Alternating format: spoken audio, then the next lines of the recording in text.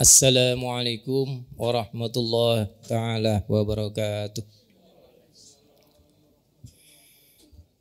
Bismillah, alhamdulillah, wa la hawla wa la quwata illa billah.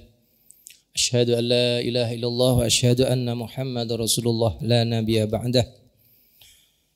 Qala Allah ta'ala fil Qur'anil azim. A'udzu billahi minasyaitonir rajim. Bismillahirrahmanirrahim.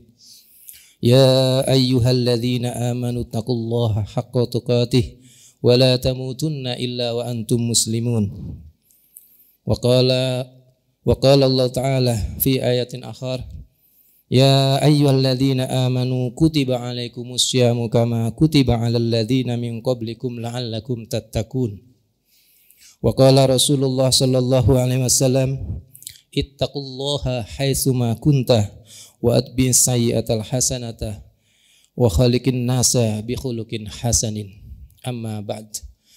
Bapak-bapak, ibu-ibu, jamaah Masjid Jenderal Sudirman yang dirahmati Allah Subhanahu wa taala. Marilah pertama-tama kita panjatkan puji syukur kita kepada Allah Subhanahu wa taala atas segala nikmat, hidayah dan karunia kepada kita semua, sehingga pada solat subuh pagi yang cerah ini kita masih diberi kesempatan untuk sama-sama solat berjamaah di masjid yang kita cintai ini. Mudah-mudahan hidayah karunia ini akan tetap berlimpah kepada kita semua. Amin ya rabbal alamin. Salawat dan salam tak lupa kita sampaikan kepada junjungan baginda besar kita Nabi Muhammad sallallahu alaihi wasallam. Bapak-bapak dan ibu jamaah Masjid Jenderal Sudirman yang dirahmati Allah. Pada kesempatan renungan kultum pagi hari ini, izinkan saya mengajak Bapak dan Ibu semua untuk merenung sejenak dan berupaya untuk sebagai ibrah kita, tadzkir atau pengingat kita semua dalam menjalani ibadah dan keseharian kita, terutama di bulan suci Ramadan ini. Renungan kita pada pagi hari ini insyaallah terkait dengan apa dan bagaimana ciri-ciri orang yang bertakwa. Bapak Ibu jamaah masjid yang dimuliakan Allah.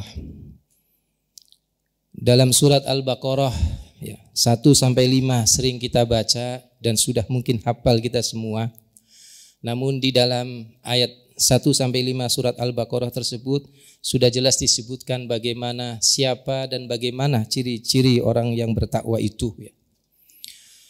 A'udzu billahi minasyaitonir rajim. Bismillahirrahmanirrahim. Alif lam mim. Dzalikal kitabu la raiba fihi hudal lil muttaqin. Alladzina yu'minuna bil ghaibi wa yuqimunas sholata wa mimma razaqnahum yunfikun. Walladzina yu'minuna bima unzila ilaika wa ma unzila min qablik wa bil akhirati hum yuqinun.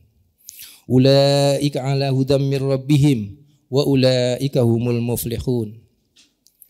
Bapak Ibu jamaah masjid yang dirahmati Allah, kalau kita renungkan bersama dari rangkaian ayat ini, kita bisa mengambil satu pelajaran bahwa ada ciri atau siapa sebenarnya yang disebut orang yang bertakwa itu. Di sana tadi disebutkan dalam surat Al-Baqarah 1-2 ya. Terutama pada kata-kata dzalikal kitabu la raiba fi hudal lil muttaqin. Alkitab Al-Qur'an yang kita punya ini merupakan petunjuk bagi kita, yaitu orang-orang yang bertakwa. Dalam ayat 3 kemudian siapa orang yang bertakwa itu dijelaskan alladzina yu'minuna bil ghaib. Jadi ciri yang pertama bahwa orang yang bertakwa itu adalah dia beriman kepada hal-hal yang gaib. Dia beriman kepada sesuatu yang tidak kasat mata. Dia mempercayai bahwa ada dunia yang mungkin tidak kita bisa lihat dengan mata kita.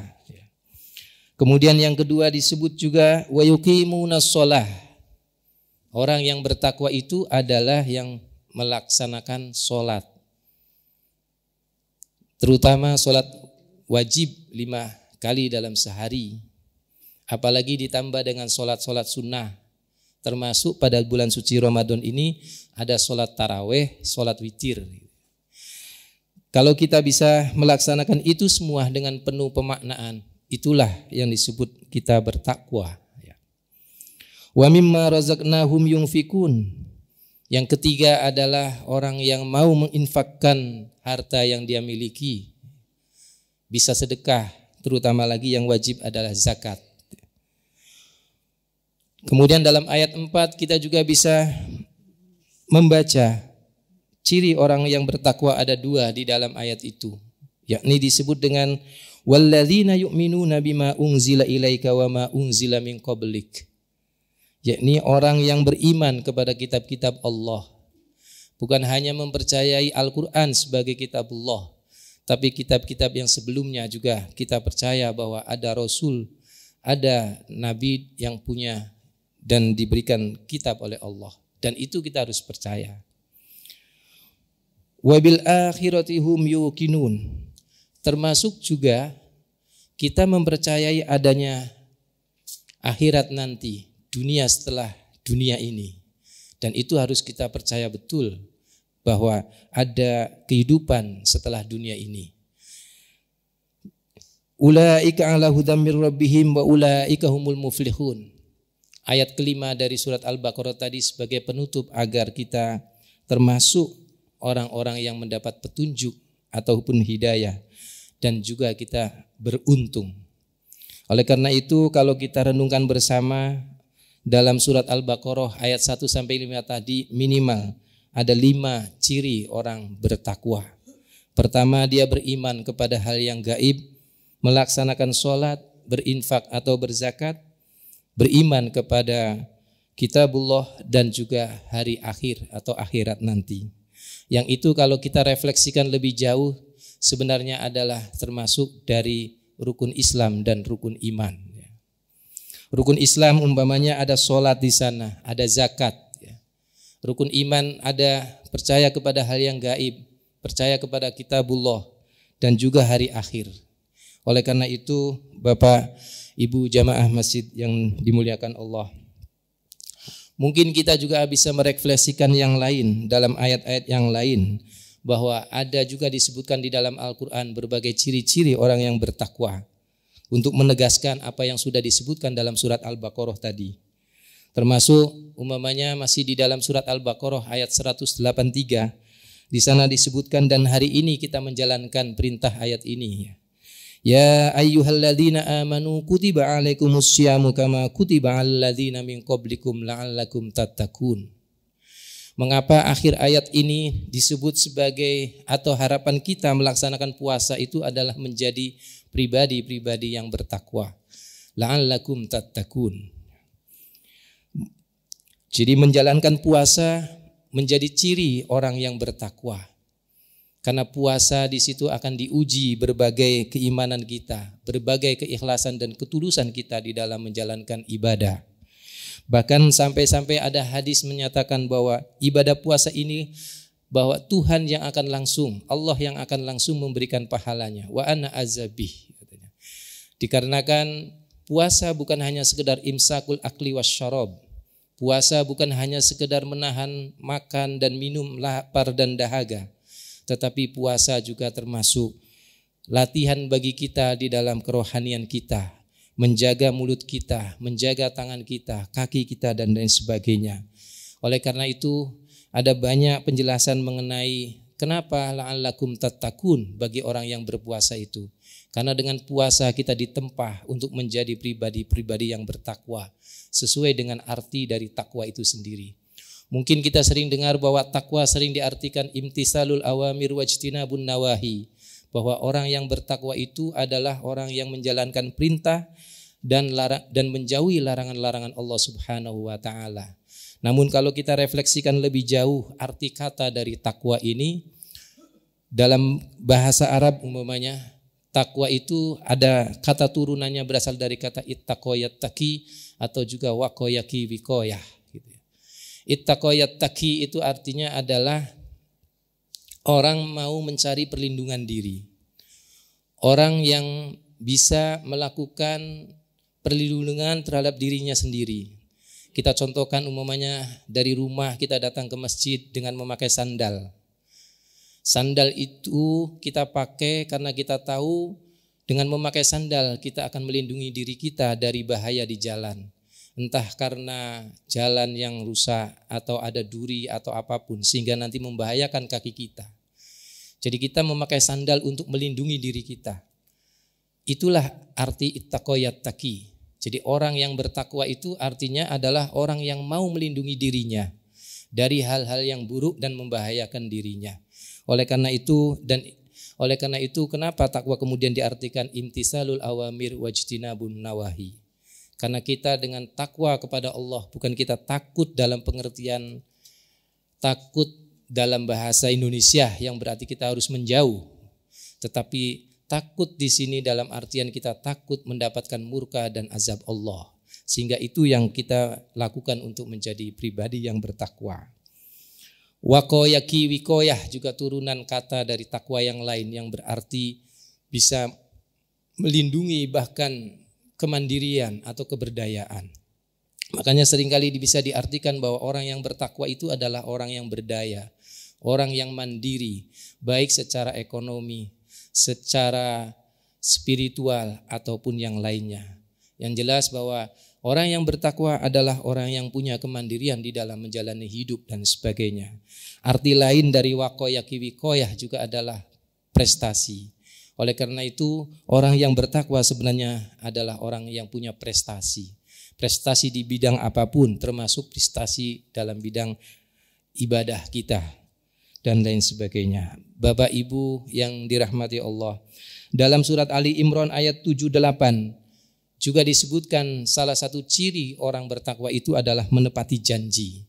Bala man aufa bi ahdihi wattaqa fa innallaha yuhibbul muttaqin. Bahwasanya salah satu ciri orang yang bertakwa adalah dia menepati janji. Dan menepati janji ini adalah merupakan sikap hidup yang diutamakan di dalam Islam.